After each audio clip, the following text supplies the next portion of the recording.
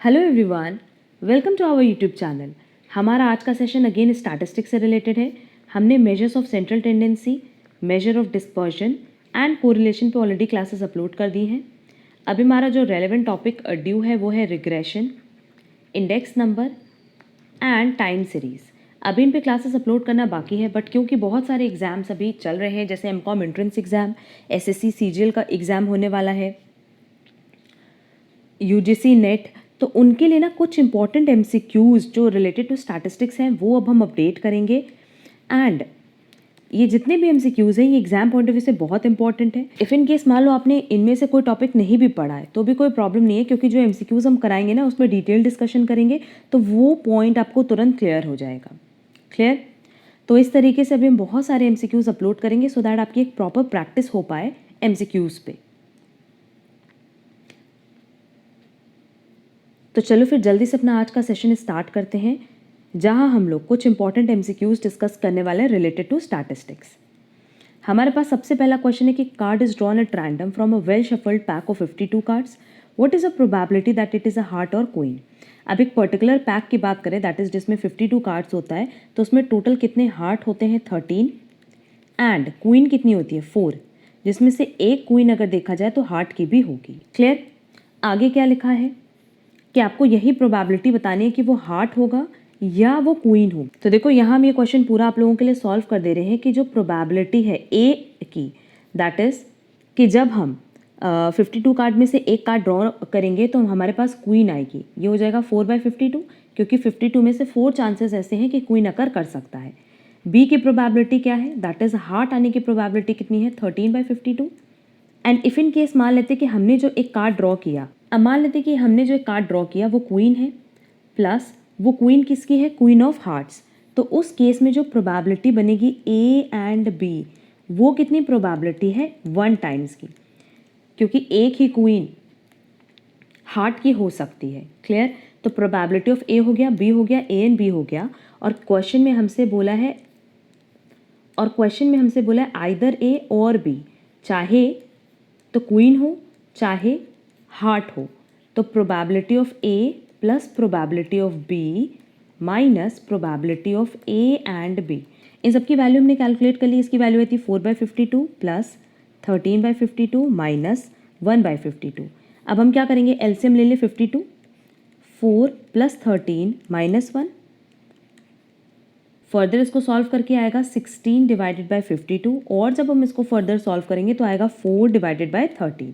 तो आंसर क्या हो गया 4/13। दैट इज करेक्ट आंसर होगा सी 4/13, कि अगर हम एक कार्ड ड्रॉ कर रहे हैं 52 कार्ड्स में से तो जो प्रोबेबिलिटी है हार्ट या क्वीन आने की वो कितनी है 4/13।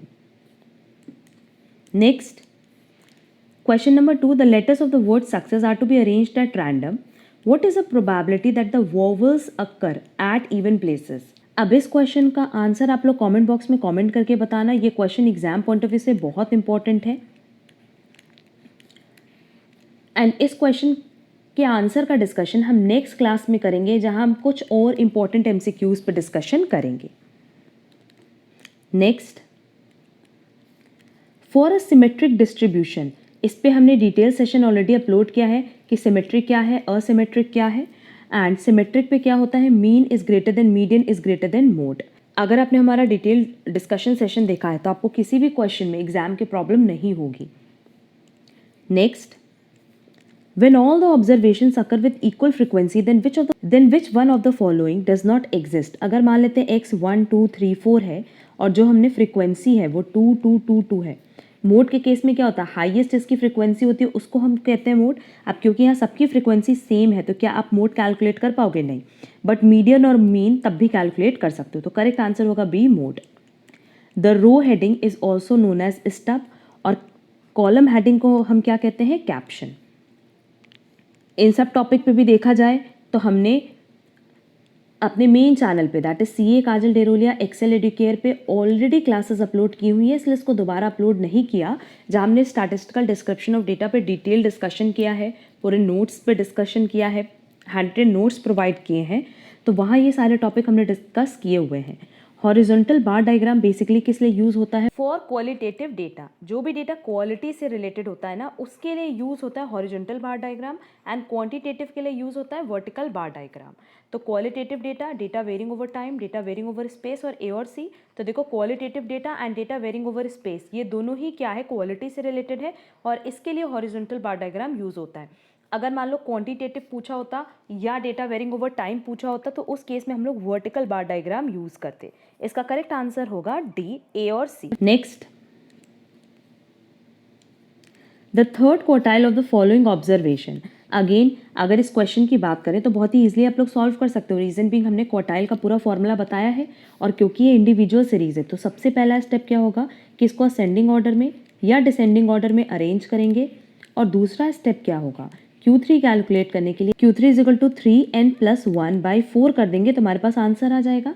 आप सबसे पहले क्या करो ना कि इसको असेंडिंग ऑर्डर में अरेंज कर लो।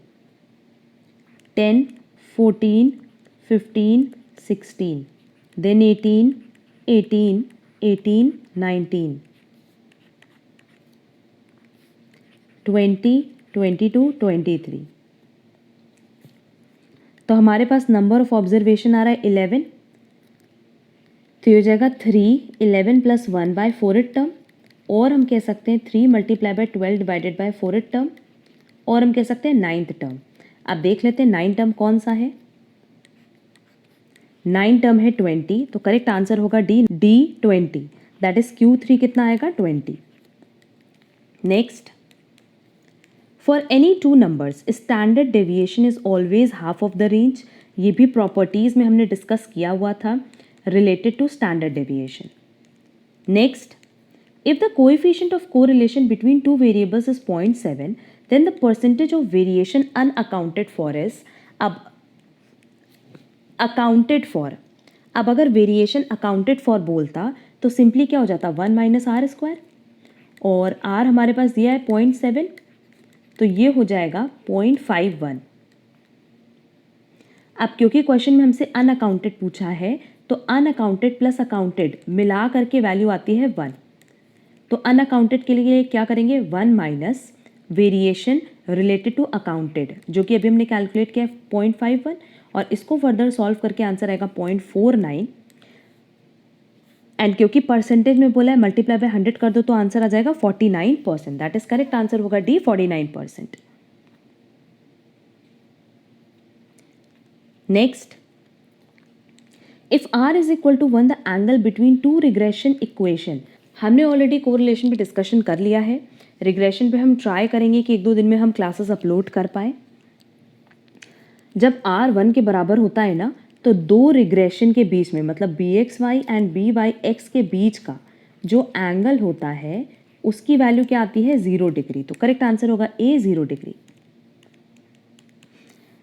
क्लियर। ये ओवरऑल 10 इंपॉर्टेंट MCQs थे रिलेटेड टू स्टैटिस्टिक्स, और इसी तरीके से हम रेगुलर बेसिस पे 10 इंपॉर्टेंट MCQs अपलोड करते रहेंगे, सो दैट वो टॉपिक्स जो आपने अभी तक नहीं कवर किए, वो चैप्टर्स अब जो आपने अभी तक कवर नहीं किए हैं, उनके भी आपके कुछ कॉन्सेप्ट्स क्लियर हो जाए। और ये वो क्वेश्चन है ना जो एग्जाम में आने के चांसेस होते हैं। फ्रिक्वेंटली ये क्वेश्चन पूछे जाते हैं एग्जाम में, इसीलिए क्वेश्चन हमने यहाँ पे कवर किए हैं। आप किसी भी क्वेश्चन में कोई डाउट हो तो आप कमेंट बॉक्स में कमेंट करके पूछ सकते हो।